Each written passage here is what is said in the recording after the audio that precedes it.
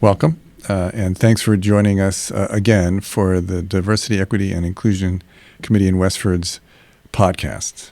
We call this podcast Inclusive Conversations. This is one of 5 or 6 or 7 that we've done, and we're going to continue once a month to talk about topics that are important when it comes to pursuing diversity, equity, and inclusion and fostering belonging in the town of Westford. My guest today is Rob Leikind. He is the Executive Director of the American Jewish Committee, and we'll be getting to talk with him in one moment about antisemitism and related matters. We're so happy that he's with us today. I did want to just remind folks who are listening that the DEI Committee in Westford supports and advises the Select Board and the School Committee. The charge that the Select Board and School Committee have given us, it includes that the DEI Committee will identify needs around fostering acceptance and valuing diversity, and discourage prejudice and discrimination against any person, group, or any other status protected by law on account of race, creed, color, income, religion, national origin, ancestry, gender, sexual orientation, veteran status, age, or disability. That's our charge. It's very inspiring. We've added to that a couple of strategic directions, and those include celebrating diversity in many different ways, as well as working with the town to integrate DEI throughout its departments, boards, commissions, and practices. This podcast, we think, supports both, so we're really happy to be able to do it. Rob, welcome. Thank you for being with us. It's great to be with you. Let me ask you just a couple of questions that will help our listeners to have a good understanding of who you are and what the AJC is. And then we can move on to a discussion of antisemitism locally and nationally and a little more too. So please let us know a little bit more about yourself. So I am I'm somebody who grew up in New York. I've been living in Massachusetts now. I've lived here twice. Once when I went to law school and several years afterwards. And then I moved back here 24 years ago and I've spent the better part of my life here in Massachusetts now. I'm the child of people who survived Hitler's Europe. And I never really thought that I would end up working as a Jewish communal servant. But when I somehow found my way into this field, it's where I belong. I have found that working to advance the well-being and health of the Jewish community in the United States serves not only the Jewish community, but it also puts us, deep into discussions about the future of our country. And particularly around issues like we're going to talk about today and that the Westford DEI Committee seems to be working on. So I'm glad to have this opportunity to talk to you today. We really appreciate it. And tell me a little bit more about the AJC. So AJC is a fascinating organization. It's a global organization. It's also a venerable organization. It's been around for 117 years. Periodically, it reinvents itself. It was created at the beginning of the 20th century to begin to normalize the status of Jews in the United States. Jews were a small but growing minority at the turn of the previous century. And we were, like many other immigrant groups, we were subject to discrimination of various kinds. There was also concerns about the well-being of Jewish communities overseas. AJC grew rapidly. It became early on, long before it was common, became involved in the civil rights movement, expanding the notion of the rights that come with citizenship for all. And we had a very distinguished history influencing everything from the development of the Universal Declaration of Human Rights to Brown versus Board of Education, to working closely with Dr. King, being involved in, deeply involved in some of the thinking that led to an understanding of the United States as a diverse, multicultural society, as opposed to strictly a white Christian society. And about 30 years ago, as the global situation changed, the Soviet Union collapsed, our then director came to the conclusion that there would be a need for an American Jewish organization that could play on the global stage. And so today, AJC is a global organization. We have 25 offices across the United States, of which I'm director of the New England office. But there are also 14 overseas. And the last one to open will tell you a little bit about how AJC works. Our style is fundamentally diplomatic. Mm-hmm. And we, about 25 to 30 years ago, began doing outreach in Gulf countries, in the Arabian Gulf, with the understanding that if there's ever going to be peace in the Middle East, you have to start stitching together relationships. Mm-hmm, mm-hmm. That process, which we began, contributed in significant ways to the Abraham Accords, laying a foundation for them, which have facilitated a new age of understanding between the Jewish community and many Muslims, as well as Israel and many of its Arab neighbors. And it has also resulted in the United Arab Emirates inviting AJC to open an office there. Oh. So that's on one foot. That's a little bit about AJC. The American Jewish Committee, I did not say, so that's the full name, yes? That's correct. Indeed. I also wanted to thank you not only for being here, but for your information and inspiration, along with Deborah Kotlin from the Lapin Foundation, to help us in Westford to do three things: to accept or to endorse the working definition of anti-Semitism, to declare January 27th Holocaust Remembrance Day, and to make January in Westford Holocaust Remembrance Month. The DEI committee endorsed that, the select board endorsed it, the school committee endorsed it. Since then, we've been working with the school committee and continuing to expand and enhance the information that's available, not just in January, but throughout the year, about the importance of understanding and understanding history, understanding anti-Semitism, and also intolerance. But understanding what we can do, and perhaps one of the important things is through education. So we're thrilled that the school committee embraced this. It had before, I have to say, it had absolutely before had a curriculum related to anti-Semitism and intolerance. But the three steps that you encouraged us to take really brought a finer focus. And I think, I think that's one of the valuable effects of us doing that. Of course, raises awareness, starts an important conversation, and that conversation really hasn't stopped. It's not only a conversation here in Westford, but it's one that is spawned by the reports that we have. That anti-Semitism across the country has increased. I've forgotten the percentage, but it's significant over the past few years, and it's concerning. So I was interested in your perspective on that, what anti-Semitism is, and certainly I'm familiar, obviously, with the working definition. Before I give you a chance to answer, I do want to say that. Part of my work involves being at the State House sometimes, and I know that today a discussion took place about creating a genocide education fund. When the legislator who was proposing it spoke, one of the key factors was his concern over the rise of anti-Semitism, and so that this fund would make sure that this kind of education, this kind of information, is available in many different ways across the schools of Massachusetts. Don't know if it made it through, but it's I was pleased to hear about it.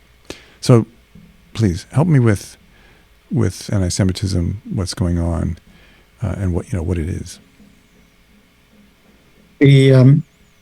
It's a big question, right? Yep, it is. It's a big question. Let me just first say, what you're doing in Westford is really remarkable. And, the notion of the idea that a community is coming together, I'm familiar with how complicated it is to organize a community, get them aligned and focused on taking steps like this. It's a work that requires deep commitment, a lot of passion, and a lot of time and hard work. And I think it says a tremendous amount about a community that invests in the hard work of creating a community that lives up to the ideals of this country, this great country, I should say. Mm-hmm. So I thank you. It's really quite special and impressive, and I didn't want to say anything without starting about offering that thought.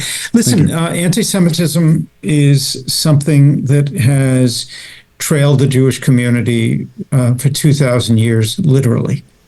It is a problem that has followed Jewish communities from country to country and from century to century.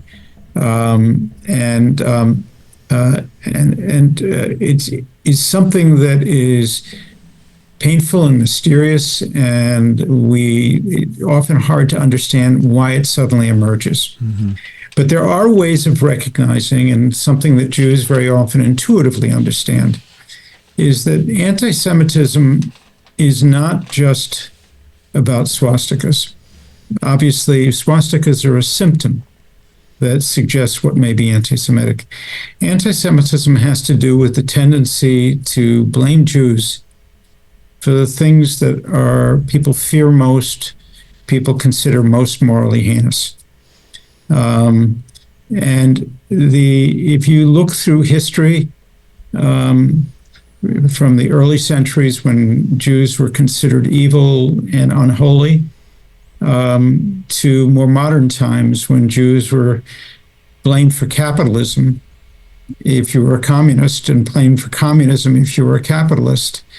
In each case, it has this one idea that whatever you think is bad becomes assigned to Jews. Mm-hmm. I think one of the things that's going on today is that since World War II, for many people in the Jewish community, America has been an increasingly friendly and accepting place. And so many of us have grown up in America like that.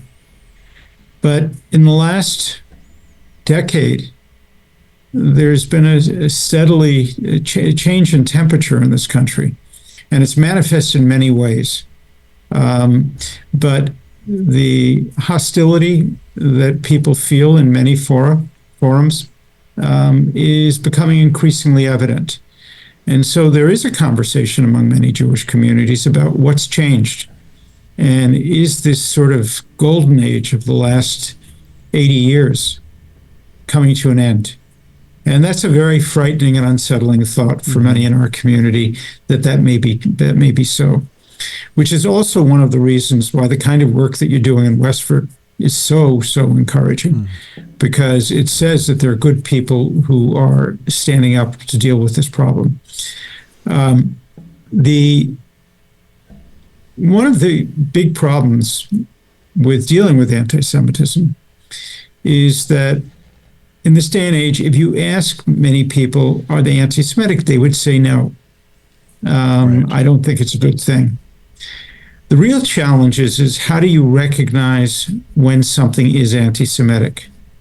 And many people, sometimes very well-intentioned people, may not recognize what is anti-Semitism and what makes something anti-Semitic. So there might be a joke that someone tells, talk about cheap Jews, or someone who talks about Jews running the government or controlling the economy, or controlling the media.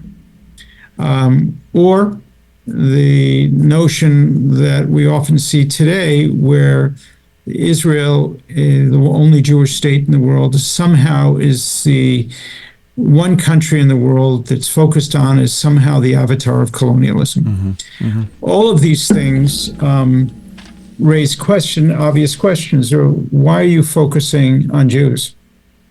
And we recognize this. And so one of the things that we understand in the Jewish community is that there's a critical role for education about helping people recognize when things may be anti-Semitic. And I know, Joe, you referenced the IRA definition, the International Holocaust Remembrance I'm looking at Alliance it right now.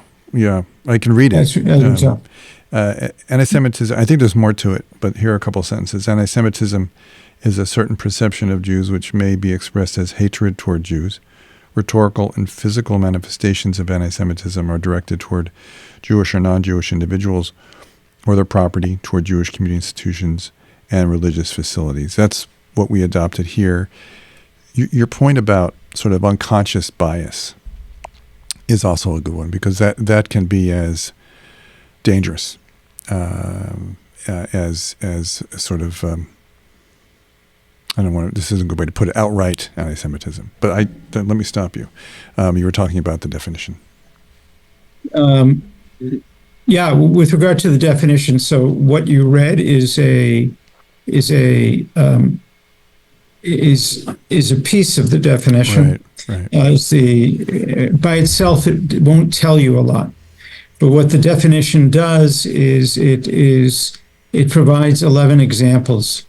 Yes. And these examples are things that in the lived experience of Jewish people are sometimes anti-Semitic. And what the definition does is it says, look, if one says that that the Holocaust never happened, that sometimes is maybe often is a symptom of people who are anti-Semitic or have hostile feelings towards Jews. But we're not going to assume it's the case. All we're saying is it's a symptom. Now look at all the circumstances around it. If someone says that Israel doesn't have a right to exist, that is not inherently anti-Semitic. But what we found is that sometimes people who say those things are harboring anti-Jewish feeling. And so what the definition here says is, look at all the circumstances before you make a determination. In that respect, it functions a lot like WebMD. You know, if you wake up one day and your big toe hurts, and you go to WebMD, maybe it says you broke your toe, or it says maybe you sprained your toe, or maybe you have a cut on it, or maybe you have gout. WebMD doesn't say you have gout. It says you may have gout, go find out. And the IRA definition works that way. It identifies symptoms of things that may be anti-Semitic based upon experience and knowledge. And then it says, here, you've got this list of things, if you refer to it. And that can help everybody from a police officer to a judge, to a school teacher or a principal, or to the head of a DEI program. I think I asked you prior to our presentation to the select board, why is the definition important? And you relayed some of what you just said, and it was extremely helpful. And the part that I remember was, if people don't know what they're hearing, we can't make progress. And that seemed to make an impression on people, that it was so important. I want to get back to one thing you mentioned about Westford. I agree. Westford was absolutely ready for a DEI committee, and it was already a welcoming community. We're just sort of enhancing that, and we're finding that there's an enormous amount of support. We just celebrated Passover in our house on Monday night, others Tuesday, and maybe others for the rest of the week. And it was an important night, looking back on the history, talking about the symbolism that's involved. I was lucky enough to look online. I was lucky enough to be able to, after a fashion, lead the Seder, and I found online not a comparison, but a document that showed the plagues, the traditional plagues, frogs, locusts, etc. But along with that was paired modern plagues, inequality, environmental degradation, homelessness. And that allowed us to talk about what is the meaning now, today, about Passover. What can we draw from our understanding of that experience, and how are we remaining inspired as Jewish people to repair the world in light of all that's happening? And prejudice was among those, of course. Modern plagues. Let me ask you this. You mentioned education. What can we do as a community, as friends, as neighbors, to address anti-Semitism, but also, and I really appreciate your analysis, because you talked about different tendencies that you can see operating with other intolerances too. So we're, in addressing anti-Semitism, I believe we're also sowing the seeds to address other intolerances. So what can we do, or continue to do? So I think that first of all, I appreciate the question. The anti-Semitism, sometimes we say hate is hate, but actually not all hate is the same. Right. If you are an African American that comes from a family with a history of slavery, and you are experiencing discrimination in this country today in some fashion, your understanding of it and what that looks like has very, very particular historical and cultural antecedents. Good point. Yeah. Anti-Semitism also does. Anti-Semitism has its origins in history that goes back 2,000 years. Mm-hmm. But the nature of anti-Semitism hasn't really changed in 2,000 years. And understanding that is extremely, extremely important. So I think that one of the things is to really start to learn about what anti-Semitism looks like and be able to have conversations about that. But AJC has this wonderful resource, mm-hmm. And it called Translating Hate. And what it is a glossary, a visual glossary of all the different kinds of tropes and mimes that are used to communicate hostility towards Jews. And what makes it so useful is, it's visually accessible, but it also helps people understand the ideas that travel through our society where we're not even conscious of it. I remember, this goes back some years, but I was in a very good friend's wedding. And both his parents were ministers.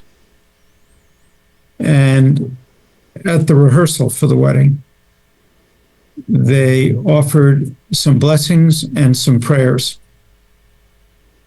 And in the course of doing it, they used some language and text that was outright anti-Semitic. But they weren't aware of it, perhaps, right? They weren't aware of it. But my friend was. Mm-hmm. Mm-hmm. And he went to his parents, who were horrified. And and corrected it. I'm raising it not because, I mean, these are not people who I was concerned about were fundamentally anti-Semitic, Right. but the ideas that they were spreading had inspired anti-Semitism for centuries. And so starting to become aware of some of the ideas that are so common. In Germany, there is a festival that happens every 10 years in the village called Oberammergau. And every year, 10 years, the villagers do a passion play. And it's a huge thing. People travel from all over the world to see it. Hundreds and hundreds of thousands of people come to see it. And the Oberammergau Passion Play presented Jews in a vile way so that the audience could only come away hating them. Every caricature you could imagine, negative caricature was part of it. They very courageously, over the last 50 years, have steadily corrected a lot of these terrible images. But Hitler called this his favorite play. And into the late 20th century, the play continued in the form that it had been in. And the point is, there were ideas being communicated that people simply assumed were true and normative. So those kinds of discussions have to continue. Going back to your discussion about the Passover Seder. Mm-hmm. The Passover Seder, one of the key features of it is that it focuses on asking questions. Yes.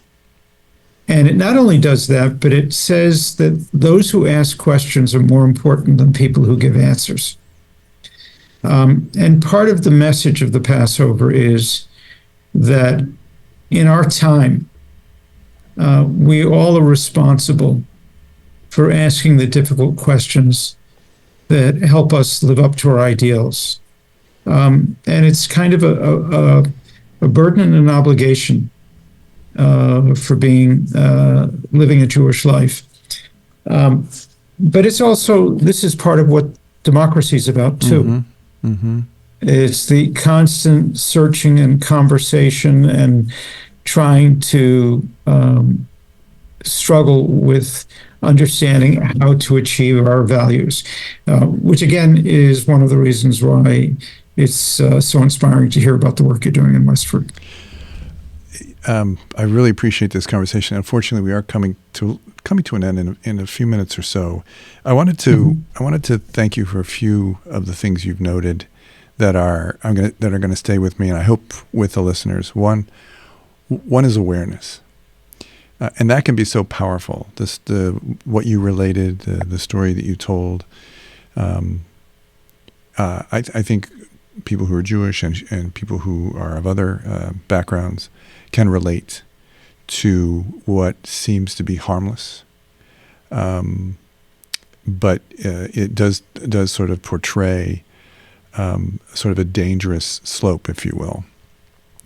And so raising awareness, having those critical conversations or crucial conversations, raising those questions, all of which really does hit home in terms of what we try to do at the DEI committee. Every month we have our meeting, we have an open forum, and I think half the time so far, we've talked about different religious or other practices that people bring to the table, people who are Hindu, people who are Jewish. We talked about Passover last time.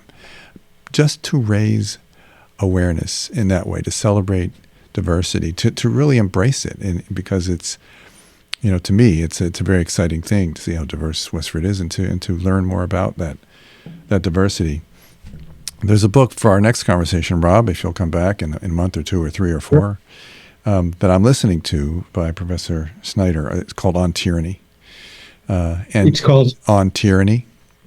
It's a booklet, but it's got several chapters. But it's called On Tyranny, and it's written in a simple way with simple lessons about raising awareness, taking steps, taking down offensive signs, protecting and supporting your local institutions, voting. There are a bunch of different, and he often refers to the tendencies that produced Nazi Germany. So, a book that we can talk about when we meet again. But I just wanted to thank you so much for your time and offer you a minute to say goodbye to folks, and anything you wanted to add to our conversation. Only that, as I said, I think that the work you're doing in Westford is an inspiration. I think that it is, this is work that never ends. I agree. I appreciate the interest and commitment to fighting anti-Semitism, and obviously the anti-Semitism doesn't stand alone.